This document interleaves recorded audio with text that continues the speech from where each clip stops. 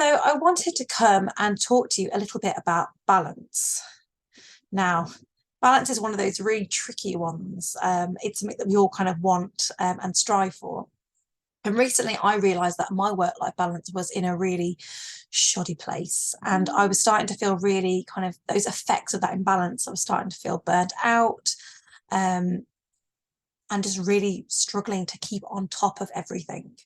Um, and balance is an almost impossible thing to maintain because there's always going to be things throughout your life that make those scales shift. Let's face it, if you try and balance something physically, a gust of wind can knock it off course. But if we think about it in terms of business, we have a deadline coming up. Our shift goes towards work.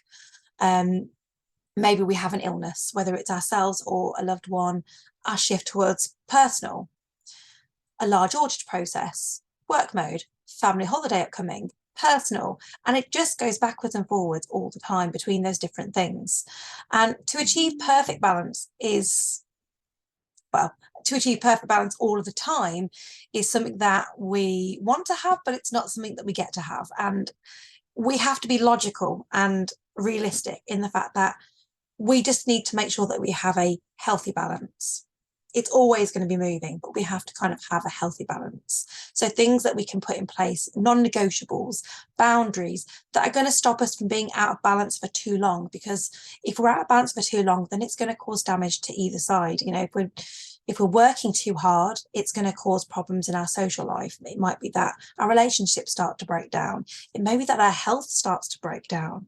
If we are only kind of working on the personal side of things, then our work's going to suffer. We're going to lose business connections. We're going to lose potential sales.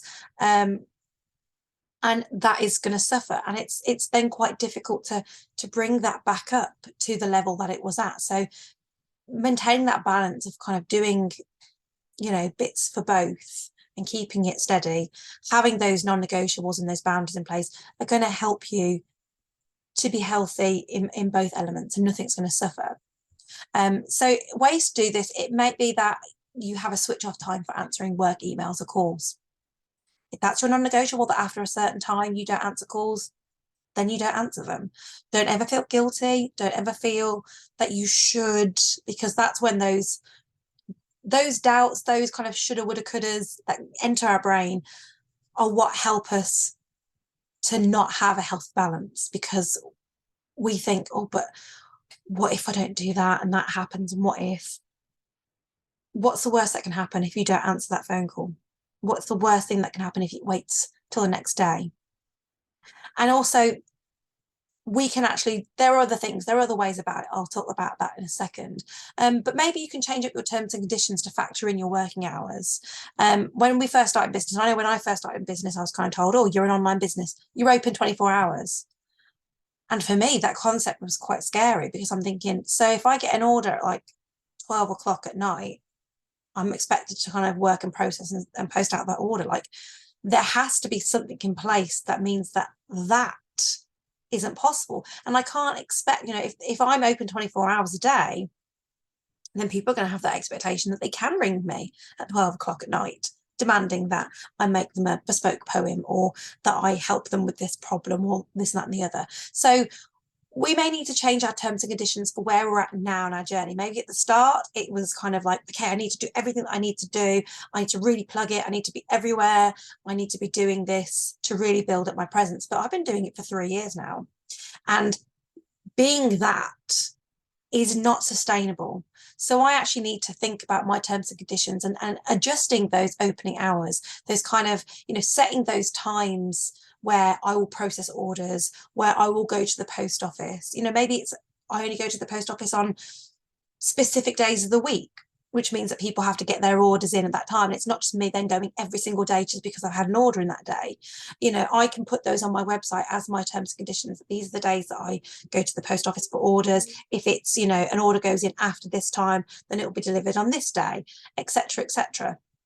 And it might be that I will do goodwill gestures because maybe I'm not as busy at this time, or this, that, and the other. But it's always good to set those expectations of people. If they get it sooner, then that's great. But if they've got that expectation of, this is the day that I go to the post office, so this is when it's going to be sent out, and they've agreed to that when they've ordered, then I have that bit of wiggle room that if something crops up in my personal life, that balance, as we say, and that's something sometimes those other things need to take precedent, then at least I've got a little bit of wiggle room with that.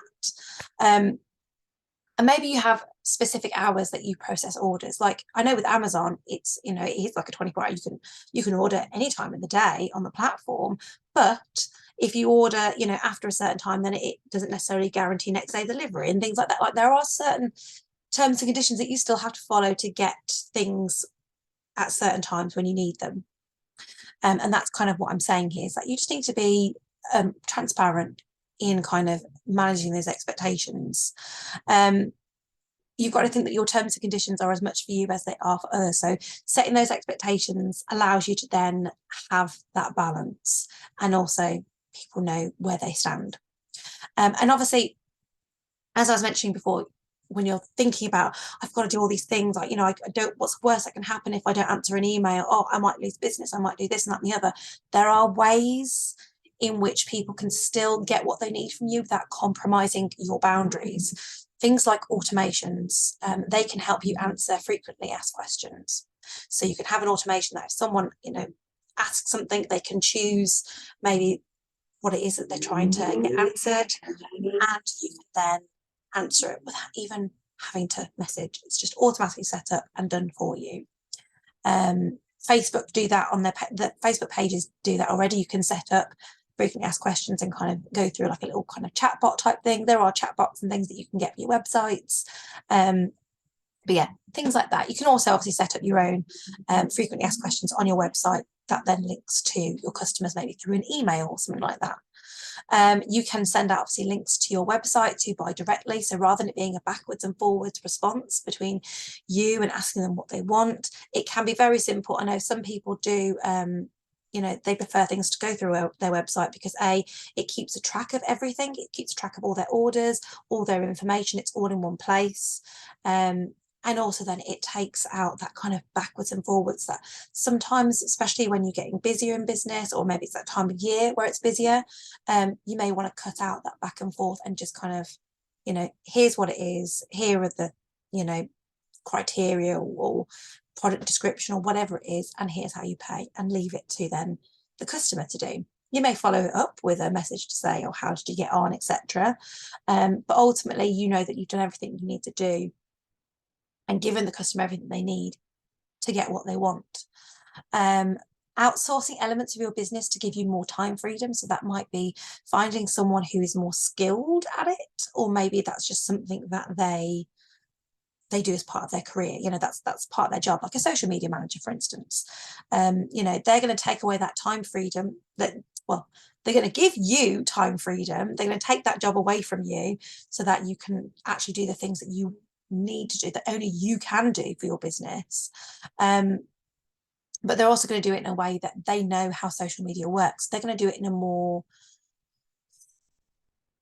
constructive, you know, strategic way than maybe you would, because you're just kind of being like, I need to tick that box, I need to do this, I need to post that, and you're trying to tick the boxes, whereas they are doing it as that's their job to do that for you. So outsourcing elements gives you more time freedom, and it also makes things more concise and more consistent. Pre-recording information rather than doing it live. So for instance, this YouTube channel, this is me being able to pre-record information that I want to share with my audience, and then I can still share it on my social media platforms. I can still, you know, give people that value that I want to give in my Facebook groups and this, that, and the other, but I'm able to pre-record it. So it's on my terms at a time that I can do, rather than trying to suit times that fit in with everybody else, which isn't easy, because for me, my boundaries that I've put in place is that evenings are for family time. And there are certain things that I do for work in the evenings, but I need to kind of minimize those.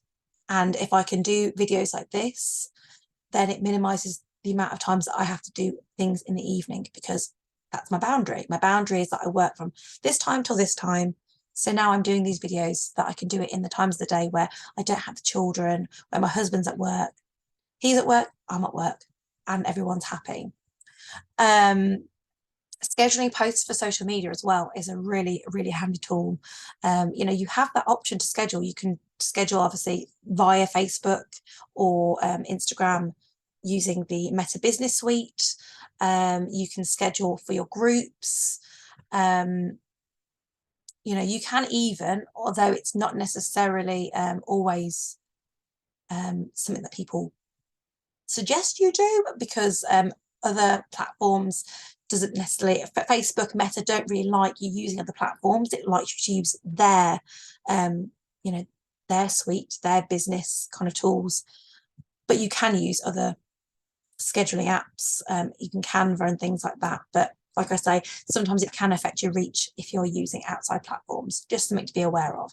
But there is that option that makes it easier, because if you have got graphics that you've set up in Canva, you can then schedule posts directly from Canva into Facebook. So if you're looking to save time, that's something that can save time, but obviously it can affect your results. Also, with balance, we also have to think about balancing our time and money. So this can be ensuring that our pricing within our business is correct. We don't want to have something that takes us a lot of time and then put a really low price on it. It's not really actually showing our audience that we value our own time if it doesn't kind of match up. Also, we have to think about, if something is taking the majority of our time, but it's not making us the majority of our income, then something isn't quite right. So it might be that maybe our pricing isn't quite right with it. It could be that maybe we aren't marketing it correctly. The messaging isn't quite right for that particular product or service, that it's not matching up to the time that we're investing in it. So yeah, it really is important that we reevaluate what we are investing our time into. Is it worth it? Especially if it's then going to be something that's harming your balance.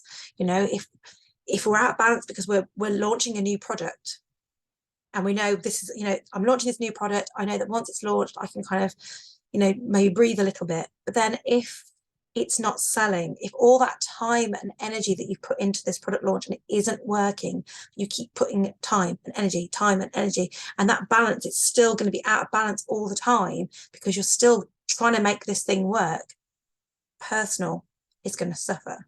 So sometimes it's about evaluating, why isn't it working, taking a really strategic approach into why it's not working, and then reevaluating, analysing it and fixing it. Or even better, if you can, if something's not working, get somebody outside to take a look at it, see what it is that they think hasn't quite hit the mark, and go from there. I hope that helps.